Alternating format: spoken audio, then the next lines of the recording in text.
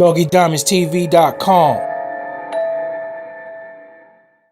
Yeah, what it is, people? It's your boy Doggy Diamonds. I got the homie on the line, JoJo Capone. What's going on?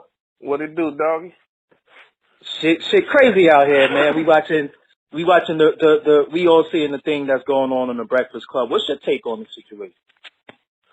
Oh yeah, man, the internet in a frenzy right now. Basically, man, from my standpoint, it's just when somebody get frustrated, you know what I'm saying, with one speaking on their name constantly. Like, I remember watching a Breakfast Club interview, and they had an artist on there, and they was counting how many times he said, nah, I mean, or know what I'm saying. So, you know, to think about that, I was like, maybe they should recant and do that shit about and see how many times Charlamagne keeps stunning name in his mouth, like it's an obsession or something. You know what I'm saying? Like the man, you know, and I really would want to know the numbers on that shit, and then people would understand. Like he human, he from the projects in New Orleans. You know what I'm saying? Like he did what all he had to do. He accomplished what he wanted to do.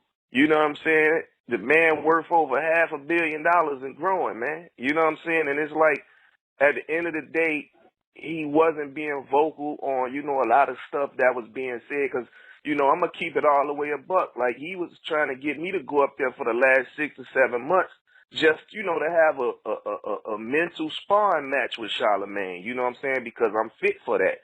So I told him, I'm like, man, it's whatever. You know, he my blood relative. I'm a Williams, he a Williams, we Williams. You know what I'm saying? So he my family. So I'm not going to make it a biased situation, you know what I'm saying, just because, okay, it's family. Yeah, blood thicker than mud. You know what I'm saying? But at the end of the day, you know, I got to look at it from his standpoint, like, what do he gain for putting hands on Charlamagne? You know it ain't going to turn into nothing but a lawsuit type shit. Like, so why even give up free money? You know what I'm saying? I call it niggas having sucker strokes. When you speak on another grown man name, like, you know what I'm saying, in any vindictive way or any hate or just always nicking and knacking, you asking for what just happened. You see what I'm saying? So now when a man come and confront you on it, you want to throw 2 more niggas under the bus. You know what I'm saying? Like, come on, this about you. So that's some snitch bitch shit. What if Stunner didn't know that?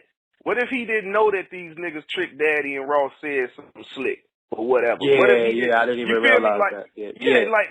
Like, you know, so you gotta look at this dude character. You know what I'm saying? You the same dude popping that shit, and you thinking some Lil Kim shit. So if you think some niggas came up there for Lil Kim, what the fuck make you think people would do for this dude? You see what I'm saying? Like, you putting yourself in a situation that you don't really want to be in. You know, I understand ratings. I understand that that's what, you know what I'm saying, his job title or whatever, but you just got a lot of no nonsense and no tolerance for BS.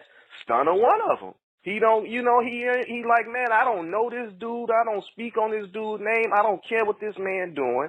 You know, he got his little radio show, cool. You feel me? At the end of the day, it's like, I'm not speaking on this man's name, but I swear, man, every interview, or every other interview, this man got something to say about Stunner. And I just would love if somebody could Google it or see how many times this man spoke on his man's name, man. It's going to reach ahead.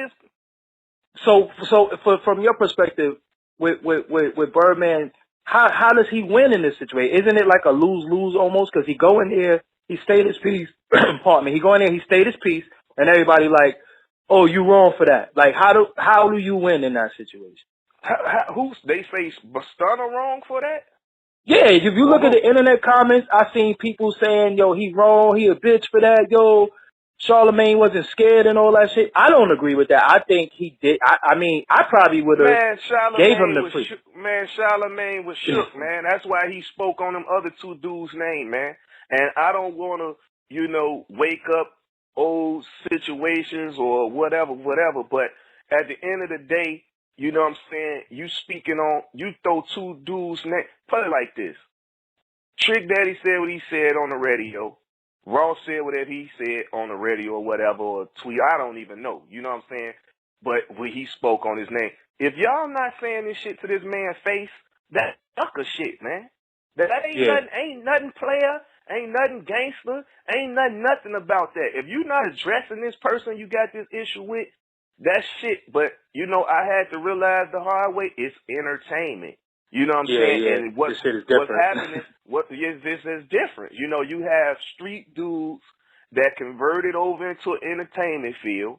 So it's too many mixed views. It's too many mixed thoughts. And how would you handle it in the street? Well, hey, here's the wake-up call. This ain't the streets. It's entertainment. Yeah. So that call came from me years ago from my higher-ups. And it ain't no secret. It came from, you know, my Rockefeller family and Rock Nation and Hove and them. Say, hey, man, tell JoJo, this is entertainment, man. Why is you running down on these dudes, smacking these dudes up? Whatever, like this, they not a part of that. So you got to realize I'm coming in from the shy, and I'm thinking, you know what I'm saying? Oh, I get into the music industry thinking this is about real life stories and real life. So I'm coming in the game thinking like, oh, okay, well, if that's the case, because Diddy told me, shout out to Diddy, I got to keep it up front, told me to start my label. So I started my label, Act Like It Entertainment. I formed my movement, Global Gangsters. Then I turned the group to be the spokesperson for the movement, Global Gangsters.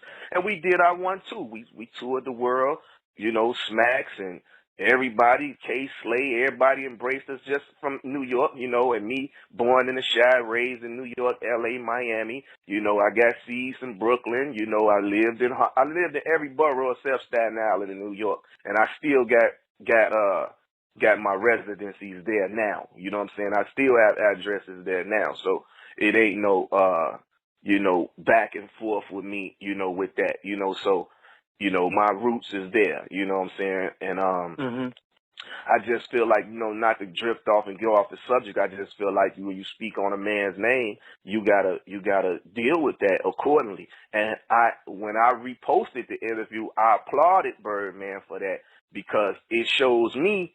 Because if it was me, I'd have been putting hands and feet on the dude. I'm gonna keep it all the way to book.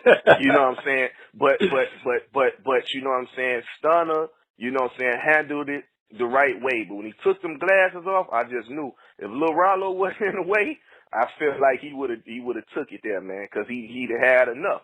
So, and for you to say what these other dudes did you pull up on, you don't know what he done. You don't know if he pulled up on them dudes. I seen an interview with Stunner and Liv saying, and all you pussy niggas speaking on my name, if I pull up on you, you know this ain't what you want. So who you think that was addressed to? He doing this. You feel me? So come on, in man. Miami, right? That is Miami, right? Come on, bro. You in Miami on stage addressing these dudes.